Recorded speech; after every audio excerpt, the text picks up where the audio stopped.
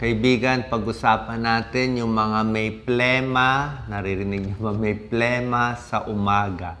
Ano ba to? Delikado ba to? Paggising natin, nakakainis, di ba? Minsan may plema maputi, minsan may madilaw. Ako habang nagtutoothbrush ako, pag nasasamid ka, pag ubo mo, mamaya may plema na.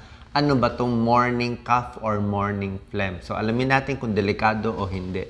Yan. So may condition na hindi delikado, merong mga posibleng sakit na babantayan din. Tingnan natin kung ano dito. So yung baga natin, minsan may plema, may toxin, may inflammation. Kaya pag namagayan, maglalabas ng plema, madilaw, maberde. Depende sa oras ng paglabas ng plema, medyo mahuhulaan natin kung ano yung sakit eh. Pag katulad nito, kung madaling araw, yan, hinihingal, inuubo, pwedeng hika. Paghiga, pag humiga ka ng flat, pwede siyang GERD kasi nga nangangasim ang sikmura eh. Pag sa gabi, mas malala, pag nakahiga, minsan postnasal drip, sipon o hika. Meron namang inuubo dahil ninenervyos, pag natulog, nawawala yung ubo. So, depende sa timing, merong mga possible na sakit. So, ano yung mga sakit na nagpapadami ng plema? Actually, isang problema kung naninigarilyo kayo. Pag smoking, merong smoker's cough talaga nasisira yung baga. Lagi nang baga sa umuulan, di ba? May baha, tapos maraming potholes, butas-butas, laging may tubig doon, di ba? Ganun nangyayari sa mga baga ng naninigarilyo. Parang may butas na yung baga nila. Dahil doon, lagi na nag-iipon yung plema, kaya kahit anong gawin ng smoker, paggising nila may plema. Ayaw natin na may sira-sira na yung baga, tamaan pa ng bacterial pneumonia, delikado, hindi makakahinga. So, smoking, tigil para hindi masira. Tayong hindi naninigarilyo, may problema tayo, pollution. Pollution sa Maynila, sa mga cities, di ba talaga? Pag maraming pollution, minsan gusto natin mag-jogging, ay puro pollution naman nalalanghap, nakakasira din ng baga. Okay, merong mga bronchitis, bronchiectasis sa mga COPD. Depende sa kulay. Pasensya na po, ito kulay ng plema. Sa kulay ng plema na makikita, posible mahuhulaan nyo yung sakit. Pag clear na malalapot, pag dahak sa umaga, okay lang clear. Pag puti-puti, minsan normal, minsan may sakit. Ito pag yellow or green, di ba? Ang lapot, green. Pwedeng may sipon, pwedeng trangkaso, pwedeng pulmonya. Ito pag mas brownish yan, pulmonya to eh. Pag maitim, hindi rin maganda to, fungal infection. Ayaw natin may dugo, okay? Pag may dugo, ang plema, hindi good sign, di ba? Alam niyo naman, dugo eh. Merong mga sakit sa puso na heart failure, nag-iipon ng tubig dito, pagdahak, parang mapula-pula. Pero merong pula na dugo talaga from ano yan, pwedeng lung cancer, pwedeng tuberculosis. Papacheck tayo sa doktor. Huwag matatakot agad. Meron namang dugo na ano lang, kakaubo, nasugat lang sa lalamunan, baka doon lang. So pag may morning cough kayo at phlegm, katulad ko, may morning cough and phlegm ako, ito yung mga possible na sakit. Pwedeng sipon, allergy, sinusitis, pwedeng GERD, acid. Umaakit yung acid kaya naglalapot yung lalamunan, sigarilyo at mga lung problems at smoking. Unahin natin, okay? Hanapin nyo kung saan kayo dito. Pag dito, hindi naman masama eh. Itong mga iba, hindi naman delikado. Ayaw natin dito sa mga may talagang chronic infection. So, palagay natin postnasal drip. Yung laging paghiga, ito nga, akin parang sinusitis, allergy. So, parang lagi may tumutulo, di ba? Parang lagi may makati dito. Parang may makati na gumagapang dito. So, postnasal drip yan, galing yan sa sipon. Ang mga sintomas ng postnasal drip, no? Yung boses mo magbabago, ayan. Okay, inom na maraming tubig. Actually, tubig ang lunas sa maraming sakit dito. Nauubo, masakit lalamunan, parang nangangati, tuloy-tuloy yung ubo, sore throat. Yan, no? Humihina ang boses, pwedeng postnasal drip. Ano gagawin? Uminom ng maraming tubig. 3 litro, 4 na litro, mga 3 liters. Pwede mag-gargle ng Warm water, may tulong din yan. Pwede rin ang humidifier, yung laging naka-aircon, hindi rin maganda. Pag laging naka-aircon, nagda-dry eh. Nagda-dry ang ilong, nagda-dry ang labi, pati dito sa baga. Kaya meron mga humidifier na pampabasa. Parang ganito, humidifier sa likod. Okay. Pwede rin naman, hindi post-nasal drip, pwede naman allergy. Maraming may allergy, 25%. Ako, hindi ko alam, may allergy ako dati. Mukhang may allergy din ako. Allergy, nagpabahing, pag maalikabok, nahahatching ka sa bahay, diba, pag may naglilinis. Ito sintomas ng allergy. Runny nose, yan, no? Nasal congestion, barado ilong. Ang mga boses ko, medyo barado ilong. Inuubo, hahatching, mapula-pula ang mata, yan, makati ang ilong, di ba? Namumulay sa may ilong. Yung may hika and allergy medyo konektado eh. Nahihirapan matulog. Merong mga gamot na binibigay ang doktor, mga nasal steroids, na-try ko na rin to, antihistamine, anti-allergy. Pero ang pag-iwas, iwas sa maalikabok, malinis dapat. Yung iba nag-allergy sa mga halaman eh, sa mga pollen, di ba? Sarap maglakad sa labas eh. Pero pag may allergy ka sa halaman, di mag-mask na lang, iwas muna. Okay? Iba naman, ito naman po, iba naman to. Sinusitis, nagkukos ng plema. Ito may sinuses tayo, dalawa dito sa may noo, dalawa sa tabi ng ilong. Pag nagbara yan, nagkaroon ng plema, ito, pakita mo Doc Liz, ang daming plema sa lobo. Yan. Medyo ngongo ang boses, pag sininga mo, ang daming, ito, madilaw na plema, very yellow, nagbabad breath, tsaka masakit dito. Okay?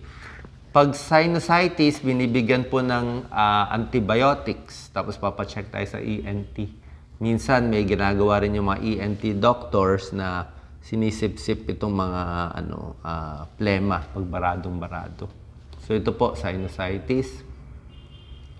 Home remedy, ganun pa rin. Inom ng maraming tubig, tulog ng sapat para malabanan yung infection. Ito naman, minsan may plema, tonsillitis.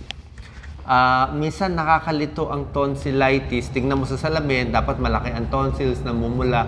Minsan to, sa dila mo, pasensya na. Sa dila mo, pwede mo ipasok yung dila mo, maramdaman mo kung medyo namamaga. O yung sa tonsils mo, o hindi. O tingnan mo sa salamin. Pag nakita mo may parang nana doon, lalo na kung may puti, bacterial infection yan. Kailangan antibiotics, 7 days to 10 days kung tonsillitis. Pero minsan naman, masakit lalamunan mo, kala mo tonsillitis, pero hindi naman tonsillitis. Okay? Kala mo tonsillitis, pero GERD pala. Ibig sabihin yung acido dito, like ako pag nakahiga, humiga ako after 15 minutes, maramdaman ko na yung kinain ko, yung acid, akyat dito. Tapos, mauubo ka na dito, mauubo ka na yan. Ibig sabihin yung acid umakyat eh, mahapdi. Pero minsan hindi mo na naramdaman yung hapdi dito mo na mararamdaman. Kaya pagising mo sa umaga, may acid at pagkain na umakyat dito, nababad yung lalamunan mo, masakit, boses, pwede masira, at nagkakasugat dito. Kaya akala mo tonsils, pero acid pala. Ayan o, yung acid umakyat yung acid. Umakyat dito. Pwede masira ang boses natin. So, pag GERD, heartburn, umakyat yung pagkain, hirap lumunok, parang may lump dito, parang chest pain. So, paghiga, dapat medyo mataas. Pag ganyan, dapat mga 20 degrees, either dalawang unan o gagawa tayo ng paraan na mas mataas. Yung iba, natutulog sa lazy boy, pataas siya. Okay, pag GERD ang problema, exercise, upo maigi, pag kumakain, konti-konti lang pagkain, ha? Huwag pupunuin ng tiyan, dahan-dahan na pagmuya para hindi mahirapan ang tiyan. Umiwas sa mga spicy, nakakakulo ng tiyan. Mas lang, yung mga bland foods lang, yung mga di gano matatapang yung lasa, yun na lang kainin natin. Maluwag lang ang pantalon, huwag masyadong magmaong na masikip. Pag naipit ang tiyan mo, aakyat yung kinain mo. Pag higa, nakataas siya, nakataas.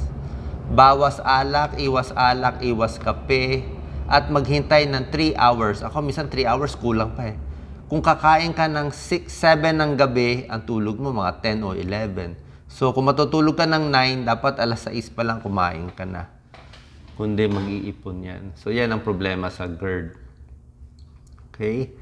Tapos, isa pang problema, merong basic tips din para pangtanggal ng plema. Ito naman yung mga tinuro ko kanina, yung mga post-nasal drip, allergy, mga tonsillitis. Basically, gusto mo mabasa eh. Maraming tubig iniinom.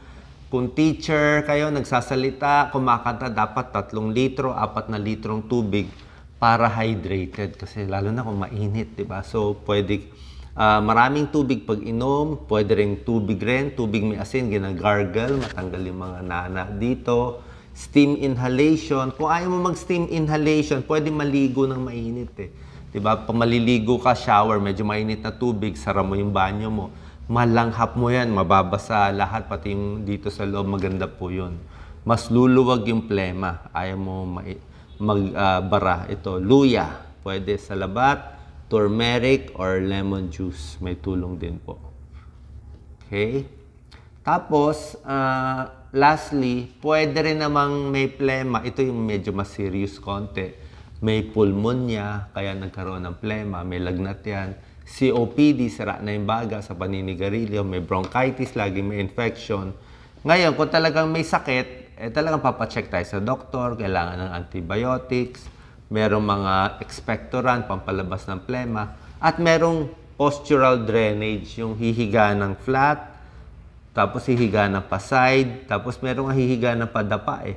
Padapa yung higa, tapos yung puwet mo medyo nakataas, medyo mahirap to, para yung plema mas lumabas. Tapos, chest physiotherapy, ito, pinapalo. Palo-palo dito, pag nakadapa, pinapalo dito sa likod. Malakas ang palo. Para maalog yung plema, nakadikit yung plema sa baga, matanggal yung plema, tapos pag umakyat na dito, half mo, para paglabas, mailalabas mo yung plema. Napakahalaga paglabas ng plema kasi pag tumatanda tayo, lalo na yung may edad na talagang matanda na, may pulmonya, bago sila pumapanaw, hindi na nalalabas yung plema. Naiipon na dito. So, pasalamat tayo na nalalabas natin yung plema kasi oras na hindi na natin malalabas yan, magbabara na yan, hindi tayo makakahinga. Okay? So, tigil sigarilyo, tigil sa mga pollution, controlled coughing, may tulong po yan. Okay? And lastly, warning sign, syempre, ayaw natin uubo o may dugo. Kaya yung pag-ubo, ganito lang, half lang. Huwag mo idahak na parang babaliktad yung bitukan nyo kasi delikado. Pag umubo ng dugo, ayaw natin. Basta may dugo, maraming possibilities, kasama ang lung cancer. Pero meron din iba. Okay, sana po nakatulong tong video. Pasensya na medyo mahaba para malaman. So, most likely naman kung pwedeng hindi delikado yung plema mo or kung duda ka na baka merong mas serious na dahilan, doon tayo magpapacheck sa ating pulmonologist or lung doctor. God bless po.